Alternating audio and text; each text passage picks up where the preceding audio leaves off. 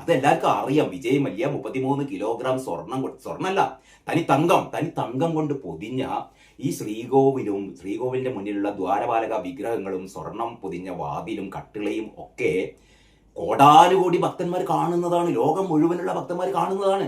അതാണ് മോഷ്ടിച്ചുകൊണ്ടുപോയത്. അത് മോഷ്ടിച്ചുകൊണ്ട് എങ്ങനെ മോഷ്ടിച്ചുകൊണ്ടുപോയത്? പാതിരാത്രി ആരും അറിയാതല്ല.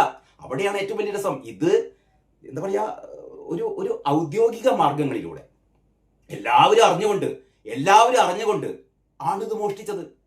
ഇത് മോഷ്ടിക്കാൻ ഒരു തരത്തിലുള്ള ഒരു നിയമവും അനുവദിക്കുന്നില്ല എന്നാണ് വേറൊരു കാര്യം. മോഷ്ടിക്കാൻ എന്ന് ഞാൻ ഉദ്ദേശിച്ചത് ഇൻവെർട്ടർ കോമയിൽ മോഷ്ടിക്കാൻ എന്ന് പറഞ്ഞാൽ ഇതൊന്ന് ഇളക്കി മാറ്റാൻ. അതായത് ഈ ദേവസ്വം ബോർഡിന്റെ മാനുവലിൽ വളരെ കൃത്യമായി പറയുന്നുണ്ട്, ഈ സംഭവങ്ങളൊന്നും പുറത്തേക്ക് കൊണ്ടുപോകാൻ പാടില്ല. ഇവിടെ എന്ത് അറ്റകുറ്റപ്പണി ഉണ്ടെങ്കിലും അത് ശബരിമലയുടെ ആ പ്രമിസിന്റെ ഉള്ളിൽ തന്നെ ചെയ്യണം, പുറത്തേക്ക് കൊണ്ടുപോകാൻ പാടില്ല എന്ന്. ഇത് ലംഘിച്ചിട്ടാണ് ഇവരിത് പുറത്തേക്ക് കൊണ്ടുപോകുന്നത്. ചെന്നൈയിലേക്ക്, ഹൈദരാബാദിലേക്ക് ഉള്ള ലോകത്തിന്റെ എല്ലാ ഭാഗത്തേക്കും ഈ സാധനം കൊണ്ടുപോകുന്നത്. കൊണ്ടുപോയാൽ തന്നെ എങ്ങനെയാണ് 40-50 ദിവസമൊക്കെ കഴിഞ്ഞിട്ടാണ് ഇത് ഉദ്ദേശിച്ച സ്ഥലത്തേക്ക് എത്തിക്കുന്നത്. അതുവരെ ഇവിടെ കൊണ്ടു നടക്കുകയാണ്. ഇതൊക്കെ നോക്കേണ്ട ദേവസ്വം ബോർഡ് ഉദ്യോഗസ്ഥര്, ദേവസ്വം ബോർഡിന്റെ ഭാരവാഹികൾ, ദേവസ്വം ബോർഡിന്റെ മന്ത്രി, ഇതിനൊക്കെ നിയന്ത്രിക്കുന്ന കാരണബോധം ഇവരൊക്കെ കണ്ണടക്കിയാണ്.